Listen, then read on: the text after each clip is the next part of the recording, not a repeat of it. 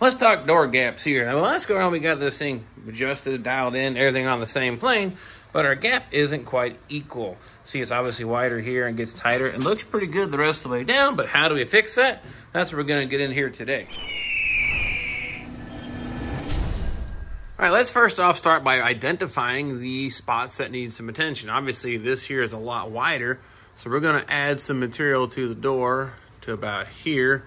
And then the gap up top here is also wide, but we've got a problem. You can already see where it's been rubbing the fender. We have a little bit of interference fit.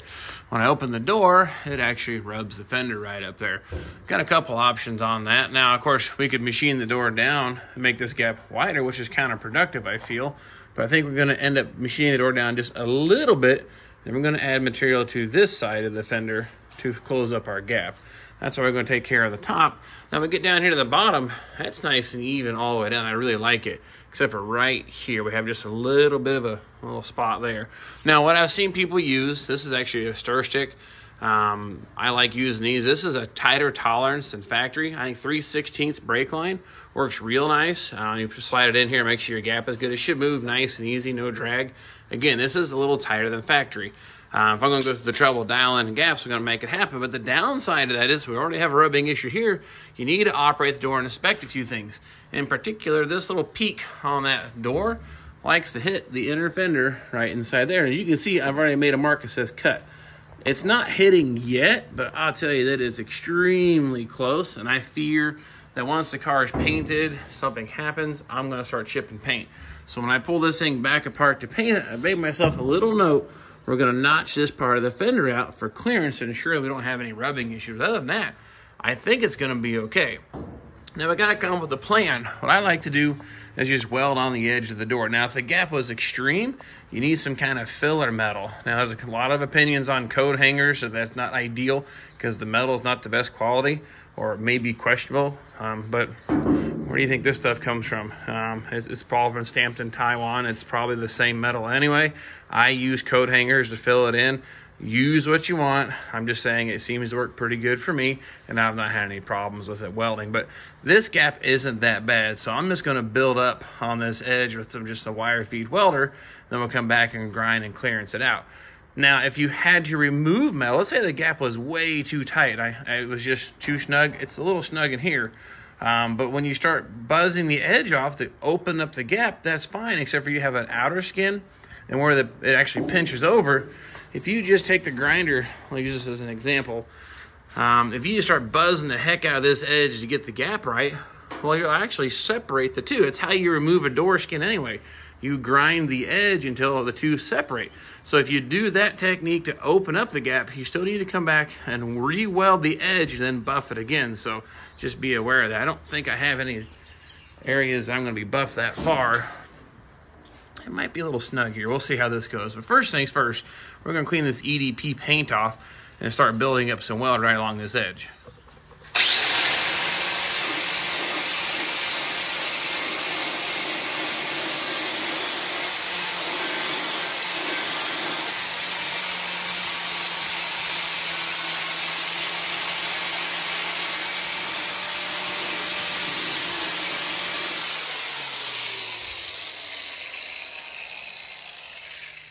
Now I've got that paint all cleaned off. I also got my welder here. I'm just going to stitch weld the edge of this door until I get the gap pretty close to where I want it. And then we'll buzz that down pretty smooth.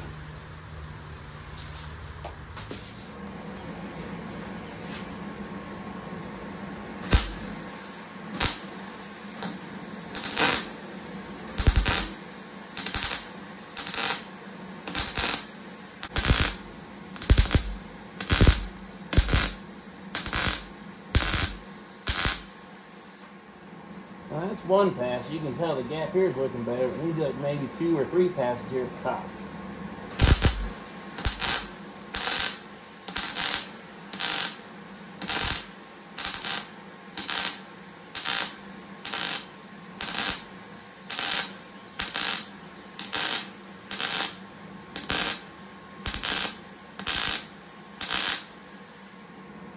Now we're really closing up that gap. It's looking a whole lot better. Now I need to do the opposite. I'm going to do it here on the fender on the top here to build it back up.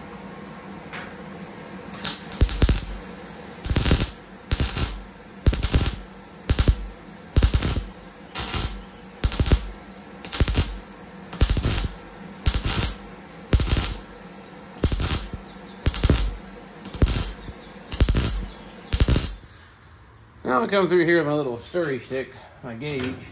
There's a little slag there, but I'm actually got about the same distance now. A little tight there, but that's okay. We're gonna buff on that here in just a second, but that's pretty even now.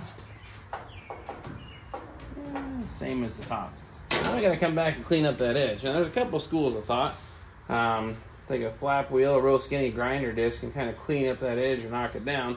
Or sometimes you can get away with just using a big cutoff wheel and just, it's a real wide surface, keep it in pretty far and just work it up down just to get everything trued up. That's kind of the way I like to go. Now this is a cutoff wheel. I know it's not a grinding disc, but you're not putting a lot of force on it. You're just letting it glide across it. We're not wanting to cut a whole lot of metal. We're just kind of taking off the high spots. So having a guard on it, you know, do it your own way or use it at your own risk kind of thing, but just what I do.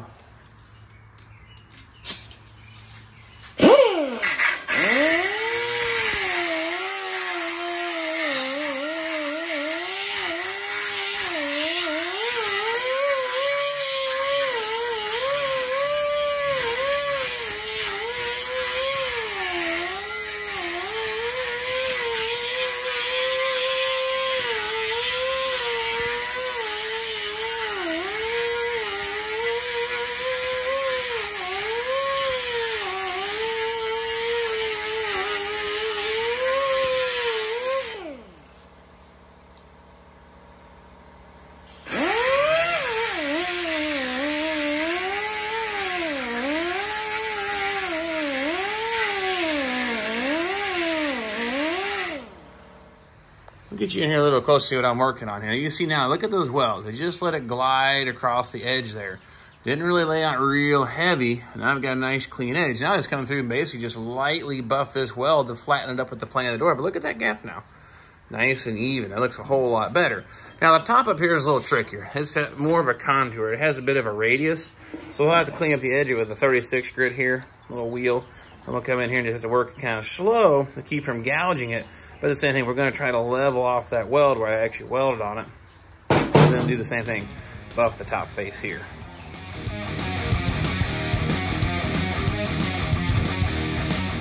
Now you can already start to see, starting to close in that gap. Got a nice straight line there. Got a transition here. Nice even line all the way down. Like I said, I just got to buff the faces. So what I have is my electric grinder with a flap wheel. Grab that, show you what I have to work with. I'm using this here. It's an 80 grit, so it doesn't cut super fast, but you just want to let it same thing. Just let it glide across the top until you knock it down. And the top here, I should be able to do the same thing, clean up that edge there and get rid of that, and you'll really see the results here real quick. So what's that look like all up close? Look at this nice even gap. Got a little spot there I could probably use to fill just a little bit more. But that's not too bad for just how quick we've got that done. And look at this gap now. Nice and even all the way down the whole thing.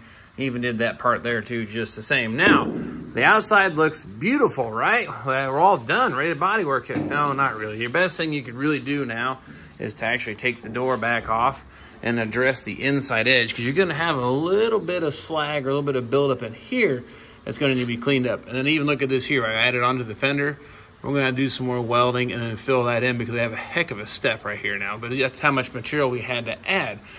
So a little behind the scenes cleanup you'll have to do, but at least you get the idea how to dial in your body gaps a whole lot closer and tighter than what they were from the factory. I'll tell you, when that's all said and done, that's going to look a whole lot more gooder. So in conclusion, it really is that easy to clean up your edges of your doors. Now, your repop stuff probably need a little bit more, but even factory panels, you had a factory door, factory fender, you may find you may want to add or subtract a little bit of metal from those, but I've never really did a video on doing this. It's something I have done, but I guess I kind of forgot to show you. So I wanted to make sure I brought this to your attention. I'll do the same thing to the driver's side door.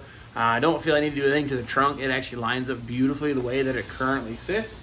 These are some of the behind the scenes things or the build up to doing body work. Now all my metal work besides patching these fenders, I got the driver's side, patch that fender, those little holes at the bottom, probably not going to do a video on that. I'm just going to knock that out. Then we'll get into doing body work and laying the layers, your foundation, how to do that, probably get in some depth on, you know, what materials that I use to get that done. And then of course we get to the paint gun, how to set that up and make it happen here.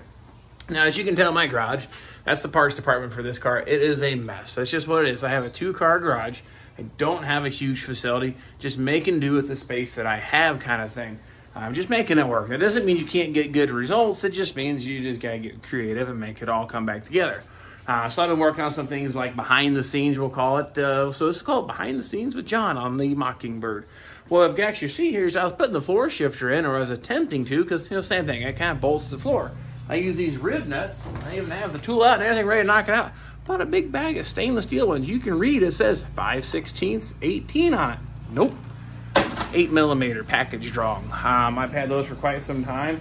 I bought that at the end of the project when I was doing the Great Pumpkin Center console. Like, well, heck, I'll buy it back. I plan on doing many of these cars. Got screwed on that deal. They weren't horribly expensive. It's just disappointing. The reason I'm bringing this up is I've been burned out on a radiator that I bought. Description was right, picture was right, got it out of the box. I have no idea what it fits. Got a refund, it's just a hassle. So what I'm going to say is encourage you to check out the parts that you buy. And I just got the interior kit yesterday. Since I'm on a roll of epic fails, this says here on the sticker, the handwritten part says 69 Firebird Deluxe Convertible. Well, we know this is a standard interior, so that's not right.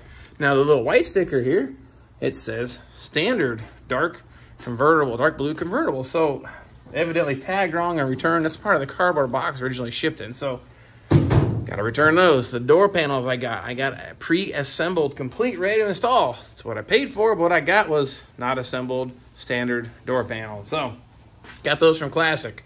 I'm throwing their name out there. Let's see how well they help me out with this mess. Now it's 9:30 here in Indiana in the morning. They're in California, and they don't open until 11 today. So I'm gonna call them in a bit, and I hope they can help me out. So anyway, those are some of the things. Oh, yeah, not to mention, I put sandbags in the car. You got 100 pounds here in the front, kind of simulates the seats and maybe the glass at the top. 150 pounds in the trunk. Just an idea behind the, just putting some weight in the car to help it settle, to make sure everything is good before I start finally dialing in all the gaps. I feel like a convertible may have a little bit of flex, but to be honest with you, never really noticed any difference. It just makes me feel better because I know this car will have some static weight or static load on it whenever it's sitting stationary. So this is one of the things I kind of do. And the other thing I want to show you, I'm going to drop some tape measures here around this car. Do you guys remember how twisted and bad this car body was being hit in the back? Well, I think it's time to show where we're at. I've got the thing back on the wheel, on the suspension. So how is it sitting? Is it level? How bad is it? That's what we're going to show you. All right, what I'm going to do, I'm going to take from that peak of that body line, go to the floor, and we know that kind of slopes down towards the back of the car. So what we're going to do is we're going to pick that center cap and go straight up from the floor, center cap, and snag that body line. That way we can just compare left to right about the same. So touch the floor, get relatively center of that center cap, and we're 27, just a little over a quarter, not much. Jump over here to the driver's side. We'll do the same thing. Hit the floor, line up center with the center cap, and then 27. Oh, well, just about a 1/16 of an inch. Oops, no, that's 27 3/8. So about an 1/8 inch difference side to side. I'm gonna call that within specification. Now something else we can do, since we have this thing all completely cut apart, line up that rocker panel, get it parallel with that body line, and we'll hit the tire. After finagling with the tape measure and saying a few choice words, I finally got it where I wanted it. Nice and parallel with that body line. Then I'm going to touch the tire so I can basically measure from the rocker panel to the tread of the tire where it's nice and flat. So 2 3/8. Not quite 2 1/2, but pretty close. And we'll jump over here to the passenger side. Kind of do the same thing. I like to measure from center cap to center cap, but I'm going to need a help with that one probably. So the same idea. We'll kick the tape measure and say some fun words. Line that up here with the body line of the rocker panel. Touch the tire. And then 2 shy. I mean, just barely short of 2 3. No, 2 3/8. So I'm going to call it exactly that. So I don't have a dog tracking issue on this old bird. I would say that measures up quite nicely for a car that got rear-ended and hit by probably a monster truck, I feel. But even the spacing on my wheel to the fender well came out phenomenal. This is all done from tape measure, floor, plumb bobs, using masking tape, getting creative here at home in a 2-car garage. So I'm proving to you, you can still get good results without spending crazy money on special tools. They do make that easier if you have them, and if you have access to use them, go for it. I don't. And that's what I'm trying to show, that this stuff can be done. It does take a little bit of time. Just want to prove to you, we've taken a car that was twisted and mangled and destroyed. Now it's coming out looking like this. Man, this car is going to come out great. Anyway, rambling on enough. I'm going to grab the camera. I'm going to start doing some body work in here next. And of course, if there's any other part of it you want to see or make sure that I cover, let me know just the same. And we finally hit 10,000 subscribers. Yay! What's that give me? Nothing, just a satisfaction of knowing that what I'm putting out there has some value. And I've got enough people here checking it out. And I appreciate you guys helping me grow the channel, sharing the videos, and of course, with your support, making it happen, giving me ideas for the next video. Because sometimes I just put my head down and I get to work and start putting this thing back together, because I love putting these things back together. Oh yeah, by the way, if you get a chance, go check out Go Garage. He's got his own channel building a Camaro in a small facility like we're doing here and making it happen. So nonetheless, I've said enough. Thank you for watching. We'll grab the camera and we'll see you guys next time.